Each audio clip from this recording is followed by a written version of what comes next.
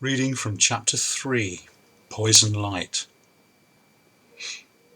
It seemed as if he was alone as he stepped deeper into the lovely garden, until he came to a maze, a small labyrinth of head-high hedges.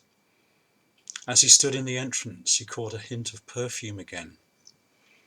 It reminded him of Mera's night flower scent, and he stepped into the maze and followed the trail of aroma round some turns to the left, and then one to the right. The clouds blew away and the just risen half-moon came into view. He was in the square central area of the maze, and Mera was standing in front of him, her gown black in the moonlight, her eyes flashing in the icy glow.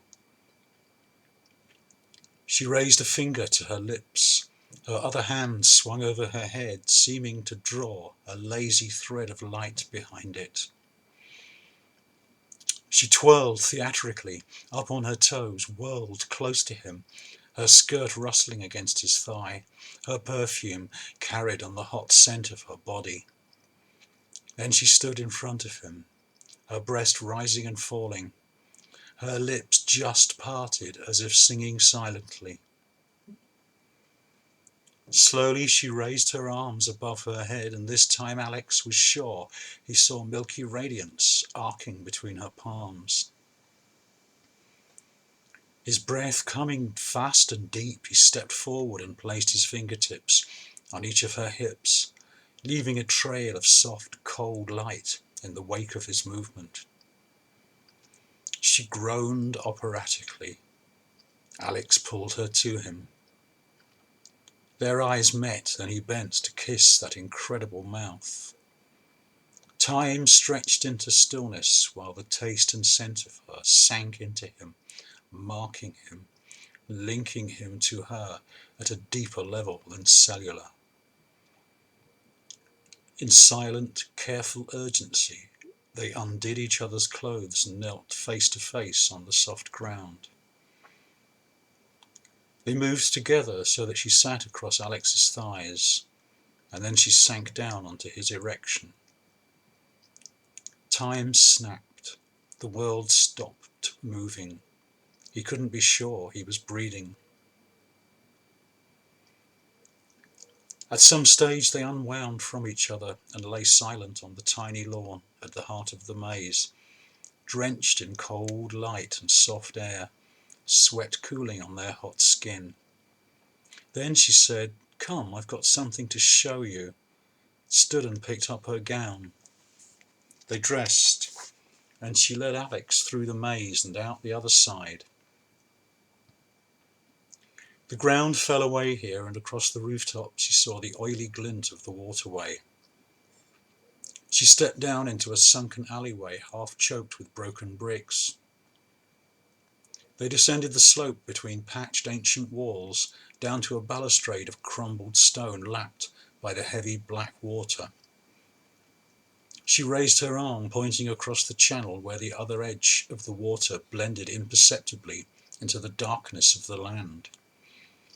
"Watch," she whispered, and he saw a meandering line gradually appear where the water touched the black shore, sharpening up like a Vonnie crossload getting cleaned up in an exovid. In the near silence, with just the soft slap of the water, a crow squawked, distant but clear. The picture sharpened still further, and he caught sight of a ragged shape rising, silhouetted against moonlit clouds, from broken razor wire along the shoreline. Mera slipped her hand under his arm.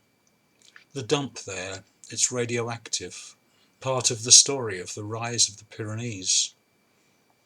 She looked at him. "How are you feeling?" It dawned on Alex that he had none of the nausea of hot Vonnie interference. "Fine. What did you do to me?" Her mouth crinkled at him. "You've forgotten already?" Alex laughed. You're Bector tolerant." He shook his head in wonder, a different kind of excitement thrilling through him. "And fucking or even lying close to me usually results in, I don't know the English for it. My benefactor called it embarquement. kind of gathering your Bose-Einstein fields to mine. Entrainment, muttered Alex, gazing at her face, the glow of her skin in the augmented light. Her mouth was moving again in one of her silent songs, and out of the corner of his eye he saw white spray sparkling over the black water, saw a tunnel of spume rise and spin into a twister until it was yards taller than them. Mira laughed, a wild, dirty laugh, then grabbed his arm. Come, pulling him away from the water's edge, still laughing. It's falling. They ran back up the rubble-strewn path, the foaming water crashing behind them to the shriek of Mira's laughter. They emerged by the maze and followed its perimeter hedge round to the lawn by the terrace. She looked up and down at their clothes, jewelled with spray in the suddenly fierce light, and said, I'll come to your room, midnight. And that was it. She had gone before he could give her his room number, joining the greater throng, spilling in and out of the ballroom, a river of frivolous light, bearing her back into the party.